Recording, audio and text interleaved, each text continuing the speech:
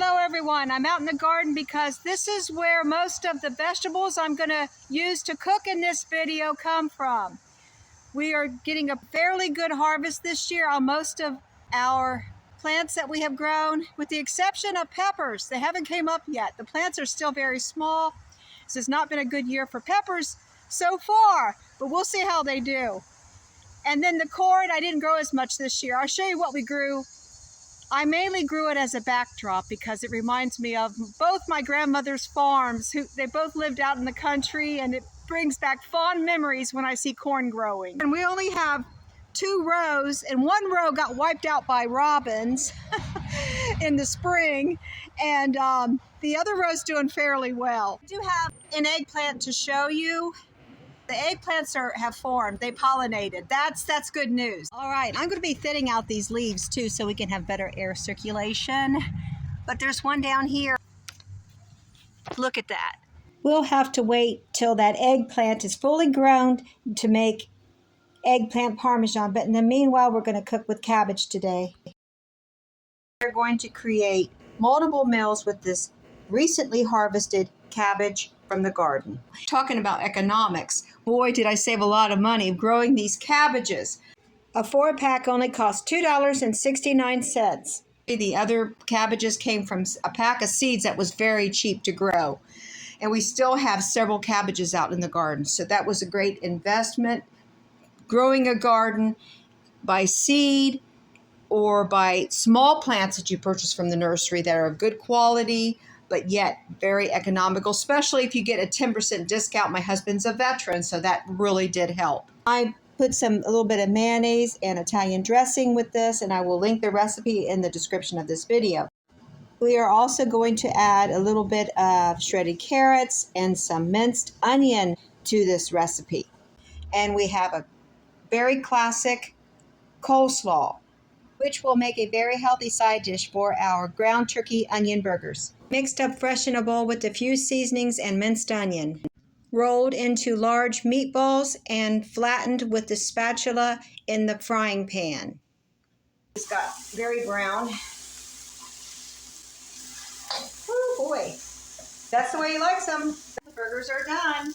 I'm going to serve my husband a burger because he's getting hungry. And this is a great low-carb lunch. He didn't even eat this on a bun. Now we are cooking up the rest of the ground turkey along with some garlic, and I'm going to add some cabbage and cook this together, and we'll be adding soy sauce. We'll make this very flavorful, and we'll cook it for a while until the cabbage is tender. Then add cooked and drained ramen noodles. More soy sauce, along with a little crushed red pepper. You can add any seasonings, condiments, or garnishes to this dish according to your taste. Now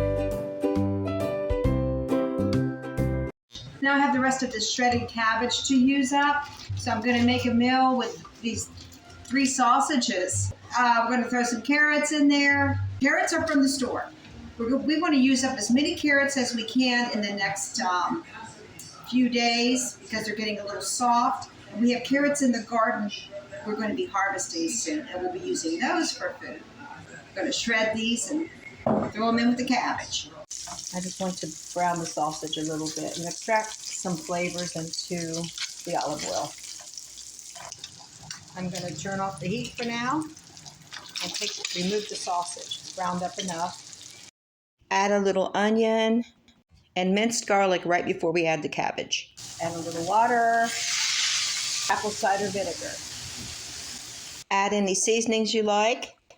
Add a little brown sugar to this. I may have added too much vinegar, and my husband, I just remembered he likes to balance it out, and he loves his cabbage to be a little sweet. We added the shredded carrot. This will be done in just a few minutes. We removed some of the cabbage to go as a side dish with another upcoming meal because we have more than enough cabbage here in proportion to the amount of meat. Not that I would have a problem with it, but someone else will. So now we're going to mix in the meat. And you can turn that heat back on if you like and reheat this. I just cooked the rice behind the scenes. It's just so easy, boiling the bag in water. And here we have a very cheap and easy cabbage sausage stir fry. We are fresh out of spinach. But kale from the garden will work just fine for the quiche I'm going to make for brunch this morning. We're going to pick the smaller leaves. I want to save the larger leaves for kale chips coming up. If you're a fan of kale chips, let me know. I think they're really good. Crunchy and delicious. We are just going to pick a handful because my husband doesn't want too much kale in the quiche, and he wants it cut up very small also. But we're only making half a recipe, so I think this will be fine. The recipe says to cook the spinach, but I'm not going to cook the kale. I'm just going to cut it up in real small pieces.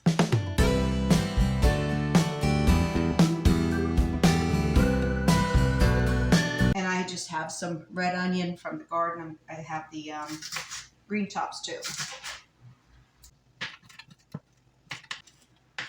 And this is a crustless quiche. It's the easiest to make. Should be fine for a keto diet. And we have 4 eggs. We're only making half a recipe. A full recipe takes 8 eggs. If you are interested in creating your own compost for the garden, eggshells are an excellent idea. Just save your eggshells up. I save them over a period of time, 1 to 2 weeks worth, and then I run them through a food processor and break them down to a powder form, and this enriches the soil with protein, calcium, and magnesium. We are using Colby cheese for this quiche. We buy it from Walmart in 16-ounce blocks at the best price in town. And I'm not putting as much cheese as it calls for. And I'll save some for the topping. I have a little whisk here. Just going to whisk these eggs very well. And we have 1/4 cup of milk. If you're only a family of 2, you only need to make half a recipe. That's what this is. Milk in there. A little salt. A little pepper.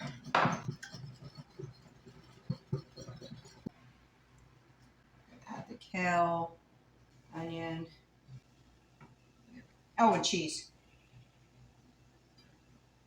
Okay, the rest of that will be for garnish after we bring it out of the oven.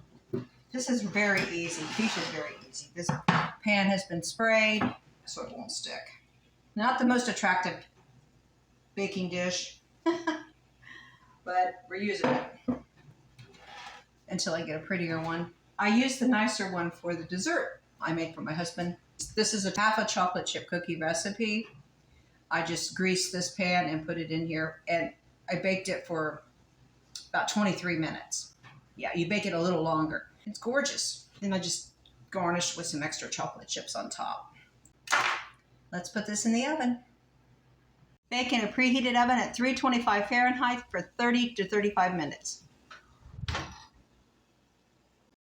While that's baking, we're making some cubed potatoes. We're going to fry them up in a pan. These are yellow potatoes recently harvested from the garden.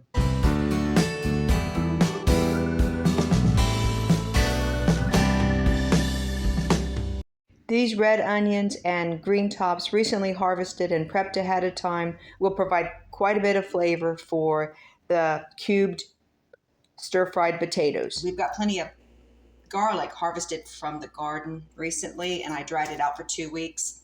In the back room, I hung it from the wall, a nail on the wall. Since we're using plenty of onions and scallions here, I'm just going to use 1 garlic clove. To extract the flavor, I'm going to hit it with a knife and smash it, and we're just going to mince it up.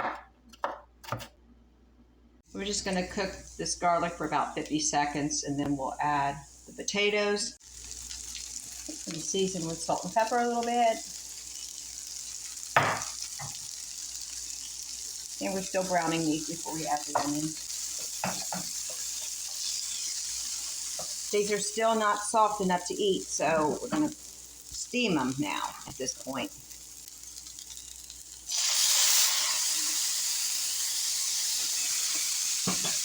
Turn it down. You got it boiling and simmering. Turn it down to between medium and low, I'd say. Put the lid on it for several minutes. I had to do a taste test. These are really good. The quiche is done and it's absolutely gorgeous. If it has a crust and you have a special pan, you can take it out of that pan. We're going to go ahead and garnish this.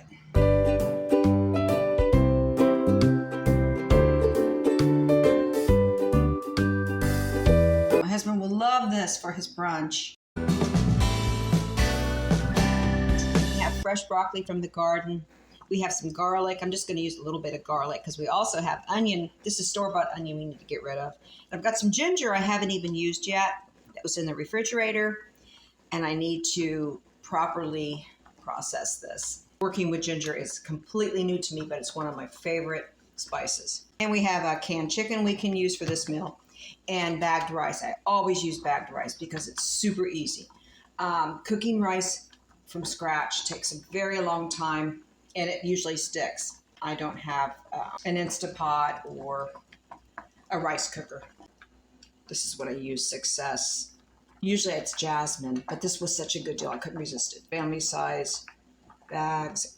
Got it from Walmart. Let me know if you have any experience working with ginger. I would love to hear all about it. The first step is to boil the rice for 10 minutes. I'm just going to do a section of this. I don't want this to be overpowering. Okay. Trim off the knobs here. Okay. But we need to trim the skin. There's just a very light skin here. So you take a spoon, the side of a spoon, just do this. If you peel it with a knife, you'll remove too much of the ginger. So just take your time and scrape it very lightly. Looks really clean. All right, we're going to dice it. Once you get it peeled, it's just very easy to work with. I can see that already. So we're just going to dice it up really good.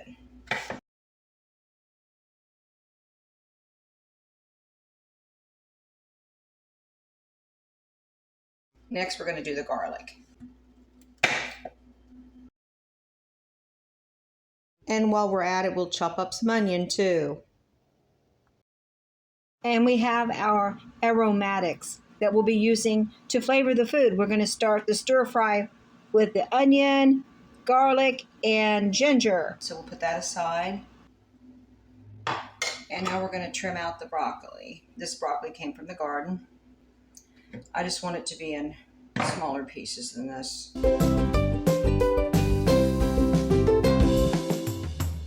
I heated up a tablespoon and a half of avocado oil.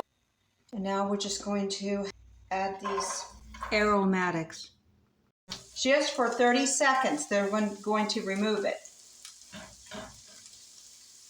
And this will make a delicious flavor. And that's it. We're going to remove it. We're going to turn it off and remove it before it overcooks. And we don't want that garlic and ginger to get bitter. We'll be adding them back as we cook the chicken and the broccoli. Now we're going to add the chicken. And the chicken has some moisture to it. I don't want it to be completely shredded. I want it to be in chunks as much as possible. But with canned chicken, some of it is kind of shredded. It's in all different kinds of pieces. So we'll just brown this. That's what we'll do. I've got it as high as it will go. So I'm just trying to brown this a little bit before removing and adding the broccoli to the pan. Saute this for a little while, and I'm going to add liquid from the canned chicken. And we're trying to create flavors by using natural foods. That's what we're doing. And if we have to rely on the seasonings, we will. But you can season it after I serve you the dish and put on whatever you want. If the broccoli's cooked enough, we're going to add the chicken and the aromatics. I hope I pronounced that right. And turn it down. And mix everything together. There's plenty of chicken for this meal, plenty of protein. You can make a sauce for this or use store-bought sauce. We'll be using store-bought sauce this time, but maybe in the future I'll make some sauces from scratch. It's in the 80s right now. We did have weather in the 90s, but it has cooled down since then. This morning was nice when I was outside. And the smoke from Canada's not as bad, but I guess another wave of it's going to come in tomorrow, and I'm not looking forward to that because let's just say I have a touch of asthma, and it does not agree with me at all to be exposed to that smoky air. So whatever I'm going to do, I'm going to try to work tonight out in the garden. Thanks for watching today. I hope I inspired you to use as much fresh produce in your food as possible. You can always make it economical, healthy, and delicious. God bless each and every one of you. I'll see you on the next one.